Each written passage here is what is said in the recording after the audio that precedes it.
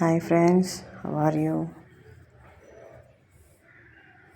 இப்போ பார்த்தீங்கன்னா, இப்போ நம்ம பார்க்குறது கருப்பு கவுனி இட்லி வந்து ப்ரீமிக்ஸ் பேட்டராக வந்து ரெடி பண்ணியிருக்கோம். இதில் கருப்பு கவுனி, கருப்பு உளுந்து, வெந்தயம், அப்புறம் ஆத்தோ கிச்சடி சம்பா அரிசி இந்த வாட்டி பயன்படுத்தியிருக்கோம் ஒரு வெள்ளை ரகத்துக்கு. மற்றபடி இதில் எந்த ஒரு எக்ஸ்ட்ரா ப்ரிசர்வேஷன்ஸ் அதெல்லாம் எதுவுமே இல்லை. அவல் வந்து எக்ஸ்ட்ராவாக நம்ம இதில் கொஞ்சம் சேர்த்துருக்கோம். அவ்வளோதான். நீங்கள் உங்களுடைய மாவை எப்படி எப்பயும் போல் கரைப்பீங்களோ, உப்பு தண்ணி சேர்த்து மாவை காய்ச்சி புளிக்கிறது வந்து நம்ம கிளைமேட் பொறுத்து தான். 6 to 8 hours சூப்பராக புளிச்சு வந்ததுக்கப்புறம் இதை பாருங்கள், இந்த மாதிரி ஊற்றினா உங்களுடைய நார்மல் கருப்பு கவுனி இட்லி ரெடி.